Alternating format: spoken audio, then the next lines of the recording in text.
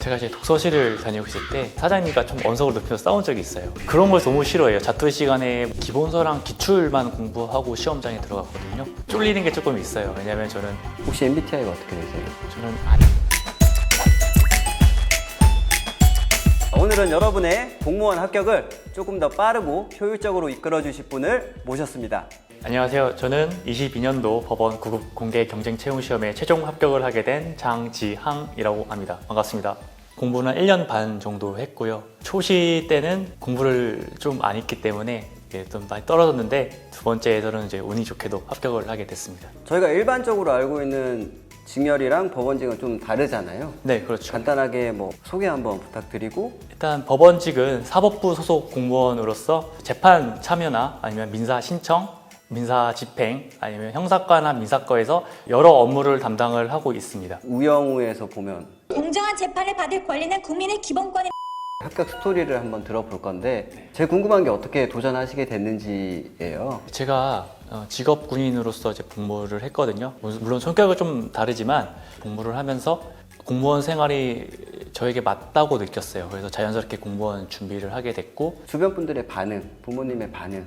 대부분 응원해 주신 편이었어요. 근데 가족은 약간 응원 속에 걱정이 약간 섞인 그런 면이 좀 없지 않아 있었죠. 왜냐하면 제가 공부랑은 약간 좀 거리가 있는 삶을 살았기 때문에 그런 점에서 아마도 좀 걱정을 하셨던 것 같아요. 제가 필기 합격했을 때 아버지께서 하신 말씀을 기억나는데 이제 처음으로 제가 칭찬을 들었던 것 같아요. 잘했다고 하시면서 머리를 쓰다듬어 주셨더라고요. 공부는 어떻게 하셨어요? 저는 집에서 독서실 다니면서 인강으로 공부를 했습니다. 이 공시 생활을 한마디로 표현해 본다면? 조금 오글거리긴 한데 약간 좀 외로운 것 같아요, 공시 생활은. 왜냐하면 저는 공시 생활을 혼자 했기 때문에 집에서 독서실 가고 또 이제 점심 먹으러 빵을 많이 먹었거든요. 또 빵집 가서 빵 사고 다시 독서실 가서 공부하고 다시 집으로 돌아오는 게 이게 거의 1년 반 동안 거의 똑같았거든요. 이제 그런 생활을 혼자 하다 보니까 약간 조금 저는 공부에 대한 스트레스보다 그게 더 좀 힘들었던 것 같아요. 그냥 혼자 공부하시는 데서 오는 외로움. 네, 그렇죠. 그런 외로움을 극복하려고 하셨던 노력 같은 거 있을까요? 사실 이렇게 막 극복 방법은 따로 없는 것 같아요. 1년 내내 공부하기가 쉽지가 않아요. 물론 이제 공시뿐만 아니라 다른 시험도 마찬가지고요. 다들 이제 합격하겠다는 간절한 마음으로 이렇게 죽어라 버티는 거지. 참고 이겨내는 게 가장 좋은 방법이다. 네, 그렇죠. 가장 공부하기 어려우셨던 과목? 저는 헌법이 정말 어려웠어요. 왜냐하면은 헌법 공부하신 분들도 알겠지만 판례 내용 자체가 약간 조금 그 법 분야에 좀 전문적이거나 아니면 법에 해박한 지식을 가지고 쓰신 분이 아니라면은 약간 판례를 좀 이해하기가 어려웠기 때문에 그 부분에 좀 힘들었던 것 같아요.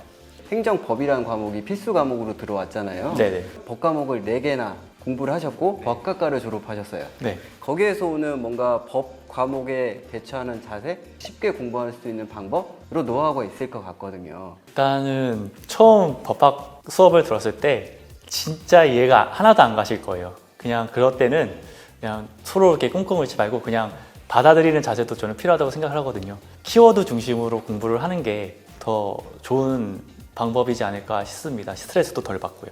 천천히 자연스럽게 공부하면 된다. 천천히 어차피 다 알게 됩니다. 나중에 가면은. 자, 시험 준비하시면서 분명히 슬럼프도 겪으셨을 거예요. 네. 슬럼프에 대한 본인의 대처 방법. 저 같은 경우에도 슬럼프가 왔는데 저는 그 슬럼프가 온 이유가 제 공부를 하면서 당연히 진도가 조금 밀린 적이 있었어요. 이제 거기서 오는 스트레스 때문에 다른 공부도 해야 되는데 이 진도 밀린 것도 좀 채워야 되는 그런 선택이 온 거죠. 선택 갈림길에 온 거죠. 그래서 그것 때문에 어떤 거를 공부를 해야 될까? 그것 때문에 좀 스트레스를 좀 많이 받았던 것 같아요. 그래서 제가 선택한 방법은 쉬운 것부터 약간 좀 공부를 했거든요. 제가 좀 자신 있어 하고 쉬운 과목부터 공부를 해서 슬럼프를 좀 극복했던 것 같습니다. 아무래도 시험에 임박해질수록 네. 스트레스가 많이 받고 신경이 많이 곤두서니까 그런 게 아닐까 생각이 되는데요. 네. 지금 시기적으로 봤을 때는 기출 시즌이잖아요. 네, 그렇죠. 이 기출 시즌에는 어떻게 하면 좋을지 이 합격자 선배로서 팁이 있다면. 기본 강의만 듣고는 이제 기출을 푼다는 거는 저는 좀 불가하다고 생각을 하고 있고요. 기출 문제를 다시 기본서 보듯이 공부를 하면은 더 나을 것 같고요. 그리고 교수님들과 나 자신을 끝까지 믿고 이제 꿋꿋하게 쭉 전진하시면은 좋은 결과 있을 거라고 생각을 합니다. 휴식 시간, 쉬는 시간에는 어떻게 보내셨는지 그것도 한번 들려주세요. 네, 저는 공시 생활을 이제 대부분 혼자 보냈기 때문에 보통 잠을 자거나 아니면 침대에 누워서 유튜브를 시청을 했습니다. 게임 방송을 좀 즐겨보거든요. 그걸 보면서 약간 좀 스트레스를 좀 해소했던 것 같아요. 인사혁신처 뭐 이런 채널 말씀해 주실 줄 알았는데 스트레스를 좀 줄이려고 보는 거니까 좀 재밌는 거를 좀 보는 게 낫지 않나 싶어요. 공시생활 중에 뭐 가장 기억에 남는 에피소드, 즐거운 일도 좋고요. 제가 이제 독서실을 다니고 있을 때 그 독서실 사장님과 좀 언성을 높여서 싸운 적이 있어요. 공부를 하고 있는데 갑자기 의자가 팍 이렇게 내려앉더라고요. 의자가 한 6만 원인데 저한테 그 전액을 요구하시더라고요. 그래서 결국에는 저도 이제 공부 중이니까 저 그런 거에 되게 방해를 받는 게 싫어해가지고 한 3만 원 정도의 합의를 했던 걸로 기억을 합니다. 그게 아직까지는 그게 제 잘못인가 싶어요. 네, 사장님께 한 말씀. 사장님, 제가 1년 반 동안 네, 독서실을 다녔는데 그동안 서로 얼굴 붉힌 일도 있었지만 결국엔 다 잘 됐으니까 이제 좋은 추억으로 남겼으면 좋겠습니다. 앞으로 생활함에 있어서 포부라고 할까요? 저는 좀 더 전문적인 공무원이 되고 싶어요. 왜냐하면 이제 법원이 제 평생 직장이 될 거니까 그러니까 조금 업무적인 부분에 조금 욕심이 많은 것 같아요. 그래서 민법이나 형법 이런 거 말고도 다른 법들도 공부를 할 계획이고요. 그 점에 있어서 약간 좀 업무적인 부분에서 좀 전문적인 사람이 되고 싶다. 저는 그렇게 생각을 하고 있어요. 네, 지금 많이 힘드실 거예요. 누구나 다 겪었던 과정이니까 너무 힘들어하시지 마시고 지금까지 해왔던 거를 계속 꾸준히 끝까지 하신다면 좋은 결과 저는 있다고 생각을 합니다.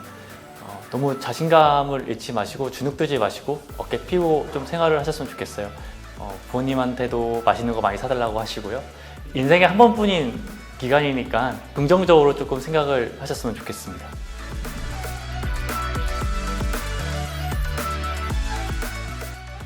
오늘 동팀장이 간다. 우리 법원직 합격생 장지향님 모셔서 좋은 얘기 들어봤는데요. 앞으로도 좋은 공무원 되셔가지고 우리 후배님들 잘 이끌어 주셨으면 좋겠습니다. 네. 수험생 여러분, 화이팅! 1년 반 동안 네. 같은 독서실을 다니신 거예요. 근데 저는 쭉 같은 독서실 다녔어요. 환경을 많이 바꾸기도 하더라고요. 저는 뭔가 주변 환경이 바뀌면은 뭔가 좀 적응하기가 좀 힘들었던 것 같아요. 혹시 MBTI가 어떻게 되세요? 저는 INFJ. INFJ 분들은 한 자리에서 공부하시는 걸 추천드립니다.